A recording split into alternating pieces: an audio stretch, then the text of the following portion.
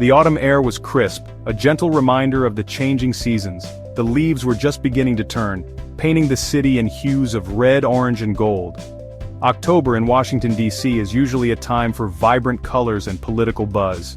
The city, known for its historical significance and bustling activity, was alive with the usual anticipation of fall. But the year 2002 brought a different kind of chill to the capital. It wasn't just the cool breeze that sent shivers down spines. It was a pervasive sense of dread that settled over the city like a dark cloud. It started subtly, a whisper of unease, a creeping fear that something was amiss. People went about their daily routines, but there was an undercurrent of anxiety, a feeling that something terrible was about to happen. Then, the unthinkable happened. A sniper, lurking in the shadows, began a reign of terror. Shots rang out, seemingly random, each one claiming an innocent life. The city was under siege, held captive by an invisible enemy. No one knew who would be next. The fear was palpable, spreading like wildfire through the streets of Washington, D.C. People looked over their shoulders, their eyes scanning for any sign of danger. The simplest errands, pumping gas, walking to the car, even mowing the lawn, became fraught with terror. The sniper could be anywhere, hidden in plain sight. The city held its breath, united in fear. Panic bloomed, a dark flower spreading its tendrils through the city. People were afraid to go about their daily lives, their routines disrupted by the constant threat of violence. Schools were closed, events were canceled, and the streets that were once bustling with activity became eerily quiet. The vibrant colors of autumn were overshadowed by the grim reality of the situation. The community, known for its resilience, was brought to its knees by an unseen assailant. Law enforcement worked tirelessly, but the sniper remained elusive, a ghost in the urban landscape. The media coverage was relentless, each new report adding to the collective anxiety. The city was a powder keg, ready to explode at any moment. Families huddled together, seeking solace in each other's company. Conversations were hushed, and every loud noise made hearts race. The sense of community was strong, but so was the fear that gripped every resident. The sniper's reign of terror was a dark chapter in the city's history, a time when the vibrant life of Washington, D.C. was overshadowed by fear and uncertainty. But through it all, the spirit of the city endured, a testament to the resilience and strength of its people. As the days turned into weeks, the city remained on edge, but there was a growing sense of determination. The people of Washington, D.C. were not willing to let fear dictate their lives. They stood together, united in their resolve to reclaim their city from the grip of terror. The simplest acts of defiance, going to work, attending school, enjoying a walk in the park, became symbols of resilience. The sniper's shadow loomed large, but it could not extinguish the light of the community's spirit. The city of Washington, D.C. would eventually emerge from this dark period, scarred but stronger. The memory of those days would linger, a reminder of the fragility of peace and the strength of unity. The sniper could be anywhere, hidden in plain sight.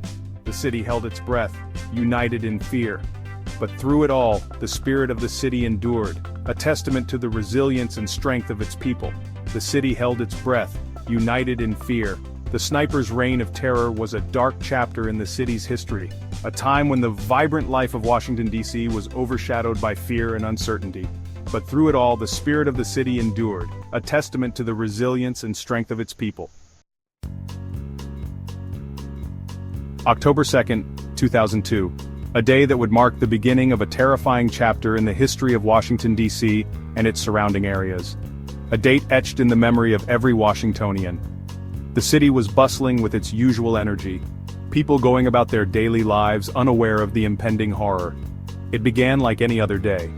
The sun rose, casting a warm glow over the city. Commuters hurried to work, children went to school, and the rhythm of life continued as usual. But at 5:05 p.m., a shot pierced the air outside a busy shopping center in Wheaton, Maryland. The tranquility of the day was shattered in an instant. James D. Martin, a 55-year-old program analyst, was struck down while loading groceries into his car. He had just finished his workday and was preparing to head home. He became the sniper's first victim. The community was in shock, grappling with the sudden and senseless loss of a beloved member. At first it seemed like a random act of violence, a tragic incident, but perhaps an isolated one. The police began their investigation, looking for clues and answers. Tragic, but sadly not uncommon in a major city. People hoped it was an isolated incident, a one-time occurrence that would soon be resolved.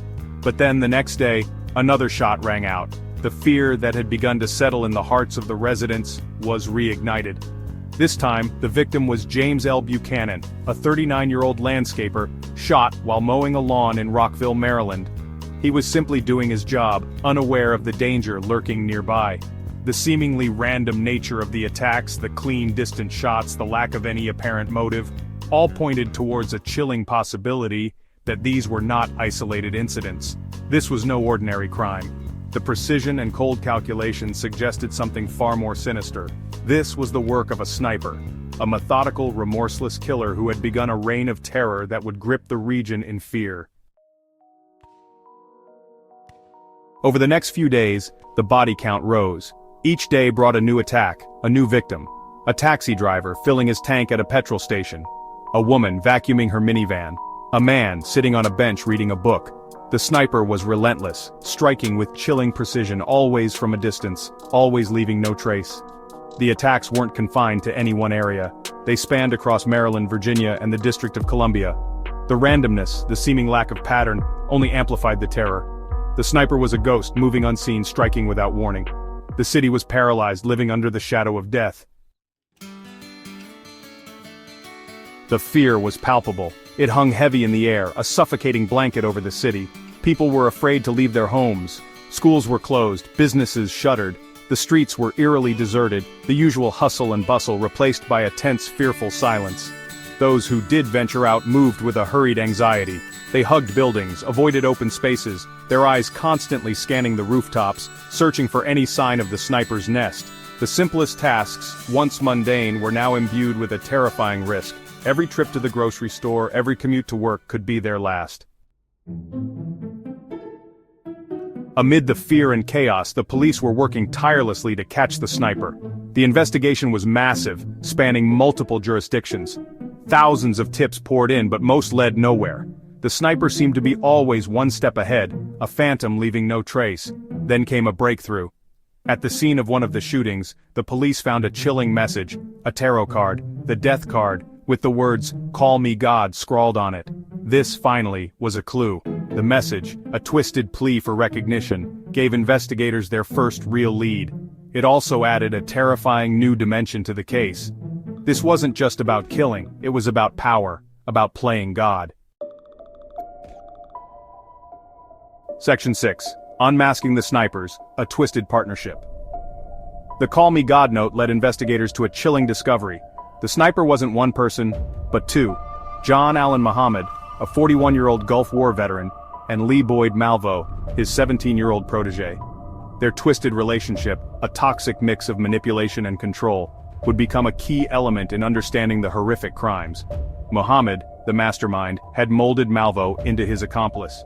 He trained him in marksmanship, instilled in him a warped sense of loyalty, and ultimately used him as a tool in his deadly game. Malvo, young and impressionable, became a willing participant, eager to please his father figure. Section 7. Delving into darkness, motives, and manipulation. The motives behind the D.C. sniper attacks were complex and disturbing. Muhammad, driven by a need for control and a desire for revenge against his ex-wife, had meticulously planned the shootings.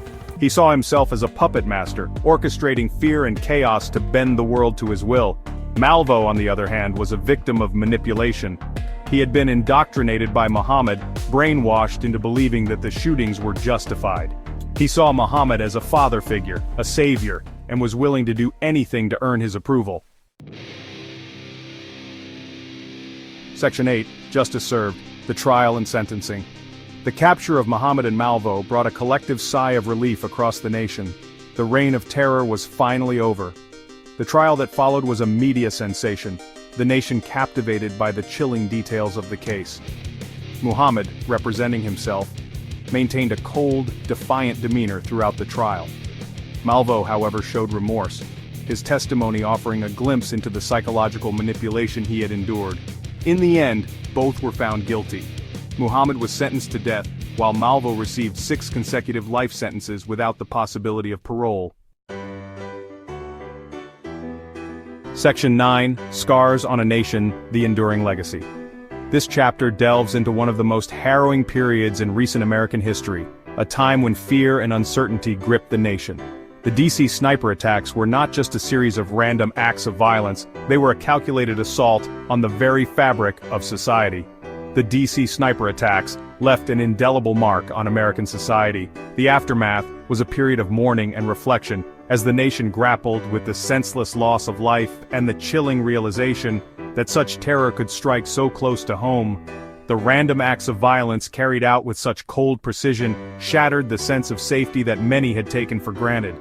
Streets that were once bustling with life became scenes of chaos and fear. The fear that gripped the nation was palpable. Public spaces emptied as people stayed indoors, afraid to venture out. The constant media coverage only heightened the sense of dread, as every new report brought fresh waves of anxiety. The chilling realization that evil could lurk in the most unexpected places, it was a wake-up call.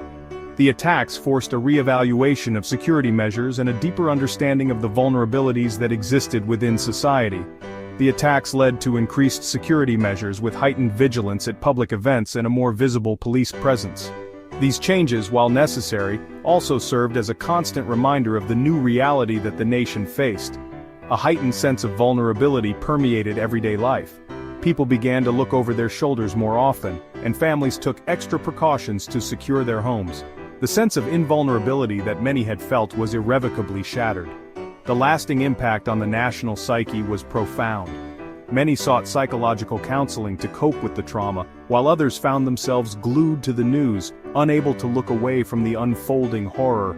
But they also revealed the resilience of the human spirit. In the face of terror, communities came together, offering support and solace to those affected. The attacks, while devastating, also brought out the best in people. In the face of terror, communities came together, offering support and solace.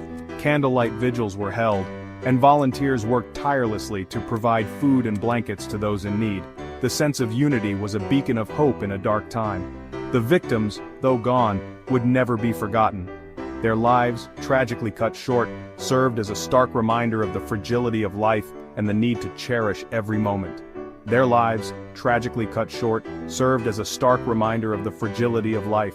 Families and friends gathered to honor their memories, holding framed photos and laying fresh flowers at their grave sites. And yet, amidst the sorrow, there was a sense of hope. The enduring power of hope in the face of adversity shone through as people held hands in solidarity, determined to rebuild and move forward. The legacy of those lost would live on, not just in memory, but in the strength and resilience of a nation that refused to be broken.